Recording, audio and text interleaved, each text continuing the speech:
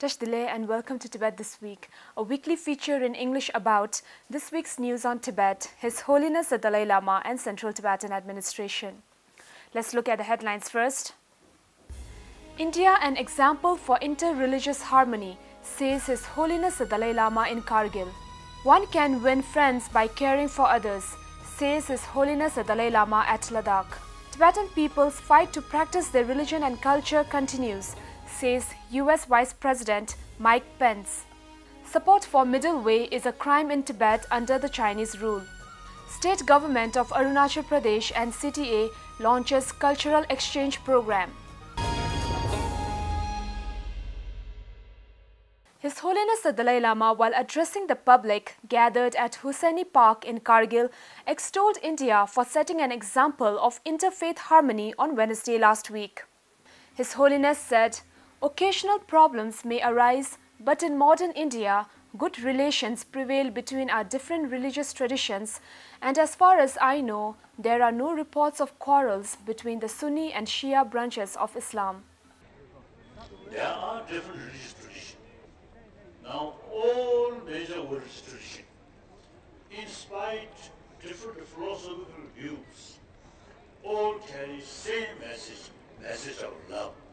Lauding India for making strident steps in improving the quality of education, His Holiness said that more efforts should be undertaken through ancient Indian knowledge to ensure education being able to instill happiness and help an individual lead a fulfilled life. The Tibetan spiritual leader also visited Springdale's public school in Mulbake on Thursday last week. Firstly, I appreciate stressing on need to make the 21st century a century of peace and dialogue, His Holiness said that peace building should start at an individual level. Love binds, anger divides. Anger weakens our immune system, and love and compassion strengthens our immune system, said His Holiness. At the invitation of a former member of Rajya Sabha, Tikshe Rinpoche, His Holiness the Dalai Lama visited the Tikshe Monastery in Ladakh on Monday this week. His Holiness lauded Tikshe Rinpoche's plans to include secular ethics in Tikshe Monastery's school curriculum and highly recommended the study of psychology and logic. His Holiness said that one has to overcome narrow-minded, outdated attitudes and perspectives to achieve communal harmony, further mentioning the political intrusion as one of the causes for communal discord. Addressing over 20,000 devotees, His Holiness gave teachings on the guide to the Bodhisattva's way of life at Shivachal ground. Referring to the 7 billion human beings in the world as seeking material gain, His Holiness said that very few aspire to achieve peace of mind. His Holiness added by saying that seeking inspiration from Buddha alone won't suffice, one must make practical effort to achieve real progress. Addressing students and staff of Tibetan Children's Village gathered at the open ground under the bright blue sky, His Holiness said that majority of Tibetans in Tibet and in exile place their trust on him, and his following message is for them.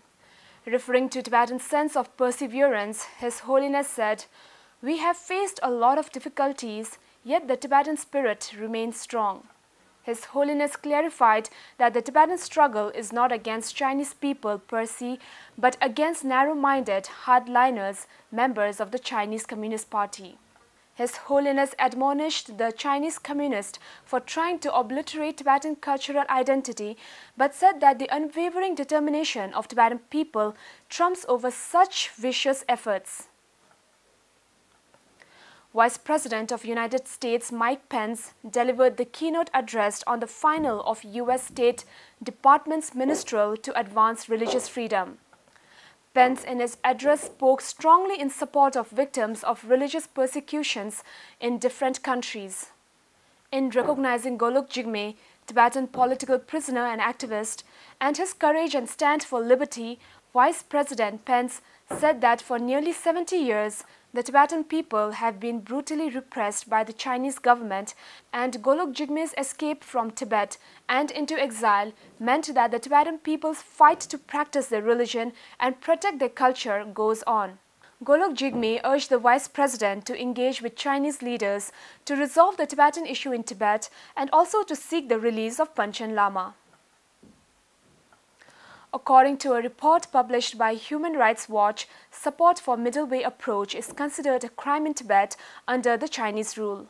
Human Rights Watch further stated that the Tibet Autonomous Region Security Bureau published a revised list of definitions of organized crimes in February, including instilling in the masses reactionary ideas such as the middle way.